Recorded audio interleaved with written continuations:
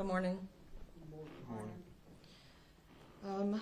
I'd like to thank you all for being here. Thank you to Corsicana ISD for allowing me to use this space. Please understand that what I'm going to say today are my words. This is not coming from Corsicana ISD. First, thank you all from the depths of my heart for all of your prayers. They have given me and my family strength during these very difficult and trying times. Thank you for all the meals, the cards, the ways you have assisted us financially, and everything else you've done. And I'm so very, very grateful. I will be reading a short statement, but I will not be taking any questions. On Thursday, August 15th, during lunch, I heard our behavioral teacher call on the radio to administrators for assistance. When I arrived, the teacher and students were outside the classroom. One student was holding his head, having been assaulted by the student remaining in the classroom. I entered where the student was still irate and found the room ransacked with overturned furniture. I knew I had to be as calm as possible, and I spoke lowly and slowly so as not to enrage him any further. He picked up a chair and acted as if he would throw it. He finally did throw it at me, but I caught it midair. He picked up another chair to throw at me when another assistant principal entered the room. I used the first chair to block the second. He picked up a third and threw it at the other assistant principal, and I used that initial chair to block the one that he threw at her. After blocking the chair thrown at the other assistant principal, he threw a wooden hanger at me, but I couldn't stop it fast enough. The hanger hit me in my right eye and knocked it out of the socket. I grabbed my face while blood was pouring out of my head and stumbled out of the classroom door. The nurse and 911 were called. I asked for my cell phone to call my husband to come get me, not realizing the extent of the damage. When paramedics arrived, they determined I would need to be airlifted to Parkland Medical Center in Dallas. I underwent surgery as soon as possible, and doctors were able to reinsert my eye. However, they determined I had been blinded and currently believe that my damage is permanent. I will have to have an additional surgery to repair my eyelid because doctors are believing, I'm so sorry.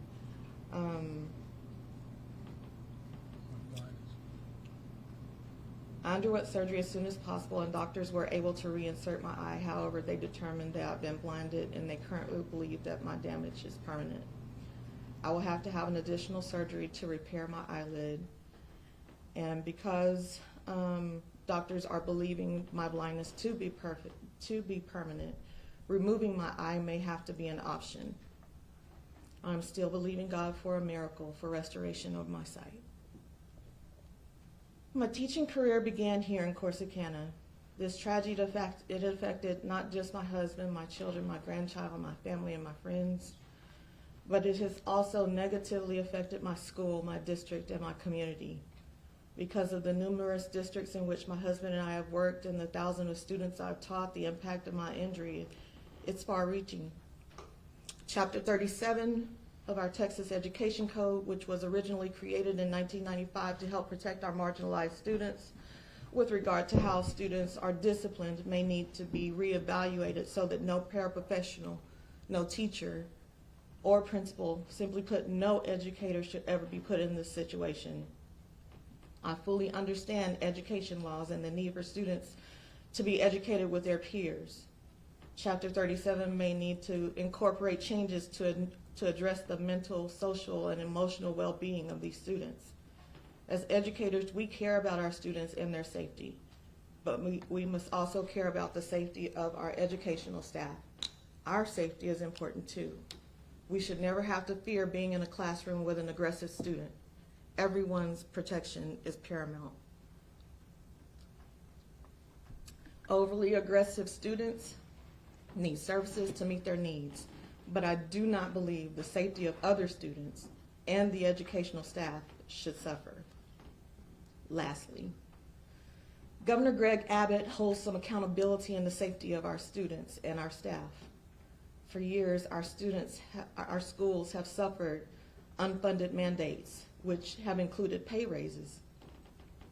Our basic allotment, which funds our day-to-day expenses, have not increased since 2019, even though we have had rising costs on absolutely everything, including new unfunded mandates. This is 2024. I'd like to quote a friend who gave me permission to use their words. Quote, "If our students don't have what they need to be successful in Texas, this is not simply problematic. I hold that it is immoral. Texas has the 9th largest economy in the world, not the country, the world. Texas has over a $32 billion budget surplus. Yet we spend the 8th least in terms of allotment per student in the U.S. Regardless of what you believe this says about our priorities as a state, this is a choice, and choices have consequences. Article 7, Section 1 of the Texas Constitution states a general diffusion of knowledge being essential to the preservation of the liberties and rights of the people. It shall be the duty of the legislature of the state to establish and make suitable provision for the support and maintenance of an efficient system of public free schools. I would argue that for Texas public schools in 2024 to be funded at 2019 levels is unsuitable provision, to say the least. To that end, I believe the state legislature bears some degree of culpability when our schools, our public schools, struggle due to improper funding. Article 7, Section 3A of the Texas Constitution states, 1/4 of the revenue derived from the state occupation taxes shall be set apart annually for the benefit of the public free schools. Without delving too deeply into the proverbial weeds, allow me to simply remind you of an earlier point. The state of Texas has a $32 billion surplus. I'm not a mathematician, but to have that abysmal level of spending in a booming state economy with a $32 billion surplus simply does not add up. Simply stated, Texas is vastly underfunded. According to a study conducted by the Kinder Institute, 73% of our Texas public school districts are underfunded. When schools are underfunded, all stakeholders suffer. It is important to point out that the decision to continue funding Texas public schools at 2019 levels in 2024 is a choice, and the collateral damage of Governor Abbott's choices include, but are not limited to, academic struggles, student discipline struggles, teacher retention challenges, stifled program advancements, loss of student enrichment programs, lessening of needed student supports, erosion of parent and external stakeholder trust, decreased student engagement, end quote. To date, Governor Abbott has failed to release these funds because his political priority is school choice. And it seems he prefers to perpetuate a system of the haves and have-nots.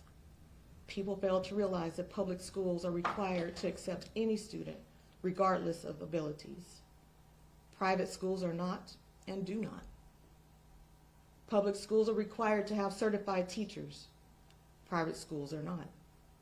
Public schools are required to undergo state mandated testing. Private schools are not. These are just a few of the inequities. By further decreasing funds from public schools, which are already grossly underfunded, as though those of us in education already know, to give to those who can already afford to send their children to private schools is simply wrong.